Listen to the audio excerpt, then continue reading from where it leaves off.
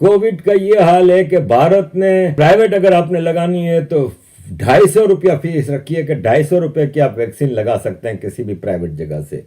पाकिस्तान ने रशिया की बनी हुई और चाइना की बनी हुई कोविड को प्राइवेटाइज किया है, 8,500 रुपया प्राइस रखी है। 40% एक वैक्सीन पे ये कंपनियां कमाएंगी इस मुल्क में, ये कैसे? लेकिन ये दोनों तो स्पुतनिक और कोनाडिशिया ये तो इंटरनेशनल मार्केट के अंदर इंडिया में सस्ती हैं। तो फर्क होता है आत्मनिर्भर होने में और भिखमंगे होने में। 2 वैक्सीन हैं जो कि पाकिस्तान में इस्तेमाल होंगी, एक स्पुतनिक है, कोनाडिशिया। कोनाडिशिया जो है इसकी कीमत 4,225 रुपये गवर्नमेंट लेके लगाती है। जो इंपोर्ट करने के लिए जो इस वक्त कीमत है रशियन की मार्केट में वो $10 है, 1,559 रुपए की पहली वाली की, और $10 मिला के। ड्रैप के बारे में उन्होंने ये किया है, उन्होंने कहा है कि हम इसकी 8,449 रुपए कीमत रखेंगे। उन्होंने पूछा गया कंपनियों से कि क्यों, उन्होंने कहा जी सानू महंगी लगी है, तुम्हारे बाप ने तुम्हें महंगी बेची थी, हमने सर्द खाने में बेच दिया। 40% एक वैक्सीन पे ये कंपनियां कमाएंगी इस मुल्क में। लेकिन ये भी तजुर्बा पहली बार हमारे पास ही हो रहा है कि प्राइवेट सेक्टर को कहा गया पूरी दुनिया खुद लगा रही है। चलो कुछ अमीर आदमियां खरीद लें, लेकिन ये 5 रुपए की चीज 10 रुपए की इसलिए कि लोगों को कोरोना हो रहा है कि तुम कमाओगे। हर चीज में हमारा वतीरा ये है, मतलब कि फिर कहते हैं खान साहब कीमतें कंट्रोल नहीं होती। पकड़ा अपने ड्रैप को, कहां बैठे हुए सारे घर, कहां फैसल सुल्तान। ये नहीं खूब बात है, मैं चूंकि ड्रैप मेरे अंडर है इसलिए मुझे इंफॉर्मेशन मिल गई है। वो कहते हैं जी ये उन्होंने, हमने कहा जी ये कीमत, उन्होंने कहा जी हम तो, उन्होंने एडवाइस सामने रख दी, ये ले इस पे खरीदी ये। लेकिन तुम्हारा काम ये है कि फोन उठाओ और इंटरनेशनल मार्केट में कीमत पता करो क्या है। मेरे सामने कागज को जाली भी है। तुम तनख्वाह किस चीज की लेते हो पाकिस्तान के अंदर? ठीक है, मैं अफोर्ड कर सकता हूं, मैं 8,000 रुपए की वैक्सीन अफोर्ड करता हूं, आप कर सकते हैं, लेकिन मैं 4,000 रुपए का 8,000 रुपए क्यों दूं? मैं 4,000 लेके 4,000 किसी अपने गरीब ड्राइवर को क्यों ना दे दूं ताकि वो भी लगवा ले? मैं किसी मुलाजिम को क्यों ना दे दूं? कुछ बातें करने की आज वो इस पे सारा, आज के दिन सारा इसी पे हुआ है। बाकी सारी चीजें छोड़ दें कि, और सबसे बड़ी बात है कि आपने उनको इंपोर्ट करने की इजाजत दी, इन लोगों ने इंपोर्ट, और ये इस मुल्क का हाल है मुनाफाखोरों का। और होगा क्या? कुछ नहीं। सूरत हाल यही है कि आपके कल 747 इस्लामाबाद में सबसे ज्यादा था कोरोना का पेशेंट, लाहौर में बढ़ रहा है, हर जगह हालत यह है कि ये वो कौम है कि इसने इतनी सब्र नहीं कर सकती कि 7 बजे घर बैठ जाए और 7 बजे से पहले हम दुकान चीजें खरीद लें। पूरी दुनिया में लोग मर जाते हैं, फिर कहते हैं जी यूरोप में ये होता है तो फलां जगह जो, और दिमाग तुम्हारा खराब है। यूरोप में 7 बजे लोग घर बैठ जाते हैं। कल का शोर मचा हुआ है किसका? ये ड्रैप वाले का। ये सारा जो कीमत 8,449 रुपए मुकर्रर हुई है, $10 उसकी कीमत है। आज फैसला करो, तुम फैसला करो कि जी देखिए मैं आपको बताऊं उस्मान साहब, जब मैं था तब मैंने ट्रांसफर प्राइसिंग पे ऊपर एक पूरी काम कराया था। ट्रांसफर प्राइसिंग क्या होती है कि आपने एक एंटीबायोटिक खरीदा चाइना से, वो चाइना में $5 का, आपने उसको जाके टच किया जिनेवा के एयरपोर्ट पे, वही जाके यहां आया वो $50 का हो गया। यार तुम सिर्फ मोहर लगाते हो तो $50 का हो जाता है, ऐसे ही। यही कैसे? लेकिन ये दोनों तो स्पुतनिक और कोनाडिशिया ये तो इंटरनेशनल मार्केट के अंदर इंडिया में सस्ती हैं। तुम इतने लोग अफोर्ड कर सकते हैं? किस शख्स ने कहा है कि एक शख्स अफोर्ड करता हो तो उसको लूटो? लूटने का मैंडेट किसने दिया है कि एक बंदा अफोर्ड कर सकता है? कोविड का ये हाल है कि भारत ने आम सरकारी अस्पतालों में कोविड के वैक्सीन लग रहे हैं, और प्राइवेट अगर आपने लगानी है तो 250 रुपया फीस रखी है कि 250 रुपये की आप वैक्सीन लगा सकते हैं किसी भी प्राइवेट जगह से। पाकिस्तान ने रशिया की बनी हुई और चाइना की बनी हुई कोविड को प्राइवेटाइज किया है, 8,500 रुपया प्राइस रखी है। यानी भारत ने 250 रुपया इंडियन रुपीज यानी पाकिस्तानी 500-600 रुपये बना। वही वैक्सीन, वो भारत की वैक्सीन फिर ऐसी है जिसका कोई बैकलैश नहीं आया, कोई इसका वो नहीं आया कि इससे मामला खराब होते हैं। रजिस्टर्ड सर्टिफाइड एक्ट वैक्सीन है। यहाँ पे चाइना और रशिया के वैक्सीन का कोई खरीदार नहीं है पूरी दुनिया में। कोई उनको सर्टिफाई नहीं कर रहा।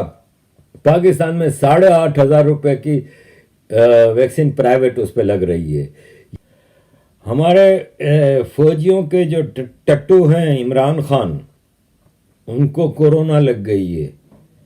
अब इस खबर में कितनी सच्चाई है ये तो हम नहीं जानते, लेकिन सबसे पहले तो आप ये देखें कि ये भीख मंगे लोगों का कोरोना लगाने का स्टाइल है, और ये उनका स्टाइल है जो कि पूरी दुनिया को कोरोना वैक्सीन सप्लाई करते हैं।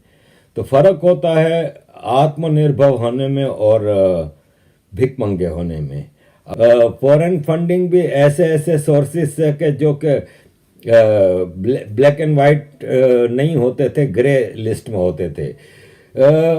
उस केस का फैसला भी नहीं आ रहा था, और अब कोर्ट ने इमरान खान को ऑर्डर किया कि आप एक आम आदमी की तरह 22 मार्च को कोर्ट में पेश होंगे फॉरेन फंडिंग केस के हवाले से। तो वो इमरान खान जिसने चाइना की वैक्सीन लगा ली थी, उसको अचानक कोरोना हो जाता है। तो डाउट तो हमें ज़ाहिर फिर करना बनता है। ठीक है, वैक्सीन लगाने के बाद भी कोरोना हो सकता है। डॉक्टरों की ये राय है कि इमीडिएटली आप इम्यूनिटी बिल्ड नहीं करते, टाइम लगता है, और ख़ास तौर पे जब आप दूसरा डोज लगा लेते हैं इसके बाद। लेकिन ये अचानक इमरान खान तो इतनी एहतियात करते थे, जहाँ जाते थे उनके साथ एक फ़ौजी होता था। मतलब ये ओनली सिविलियन प्राइम मिनिस्टर आपको मिलेगा जो जहाँ जाता है, बेडरूम में भी जाता है तो एक फ़ौजी इसके साथ खड़ा होता है वर्दी में। मतलब खुल्लम खुल्ला ये डेमोक्रेसी की धज्जियाँ उड़ाते हैं। मुझे मोदी जी की एक कोई तस्वीर दिखा दें जिसमें उनके साथ एक फ़ौजी घूम रहा हो, लेकिन इमरान खान के साथ एक फ़ौजी हर वक्त होता है। ये हर वक्त अंधेरे में बैठा होगा कमरे में तो भी काला चश्मा लगाता है, क्योंकि आपको पता है जो लकीरें खींचते हैं उनकी आंखों से पता चल जाता है कि वो किस स्टेटस में हैं। तो काले चश्मे पहन रहा है, फौजियों के साथ घूम रहा है, इसके बावजूद कोरोना इसको लग गया।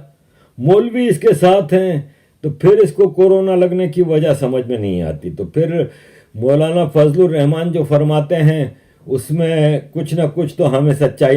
तो बदतमीज आदमी है ये, एरोगेंट है, इसको बनना था प्राइम मिनिस्टर, सो वो बन गया। एट एनी कॉस्ट बनना था, एट एनी कॉस्ट बन गया। मुल्क का सत्यानाश हो रहा है, हो जाए। कोविड के लिए पैसे नहीं है। ये भिखारी मुल्क जो कि अपनी आवाम को खाना नहीं दे सकता, जो अपनी आवाम को 2 वक्त की रोटी, कपड़ा नहीं दे सकता, छत नहीं दे सकता, इनके घर तोड़ रहा है, तबाही लाई हुई है आम पाकिस्तानी की जिंदगी में। वो पाकिस्तान कल 23 मार्च की परेड कर रहा है। 400-500 करोड़ रुपया बजट एलोकेट हुआ है 23 मार्च की परेड के लिए, लेकिन वैक्सीन के लिए पैसा नहीं है, आम आदमी के लिए पैसा नहीं।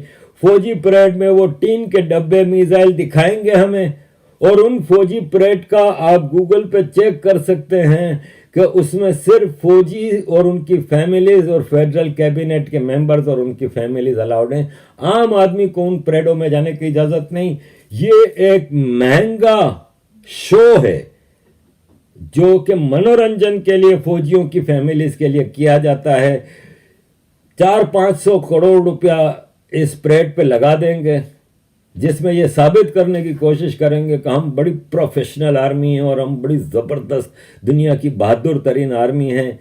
तो ये है जी पाकिस्तान की कहानी। अजीज दोस्तों, मुल्क तबाही की तरफ जा रहा है। इस मुल्क में अब कुछ भी बचा नहीं है कि कम से कम 70% से ज्यादा लोगों को अगर वैक्सीन लगा दिया जाएगा तो बहुत सेफ हो जाएंगे, और फिर हम उस जगह पहुंच जाएंगे जहां से कोरोना का 70% पाकिस्तानियों को कोरोना की वैक्सीन लगनी चाहिए। इसका मतलब ये हुआ 22 करोड़ में से आप कह रहे हैं 16-17 करोड़ लोगों को वैक्सीन लगा दें।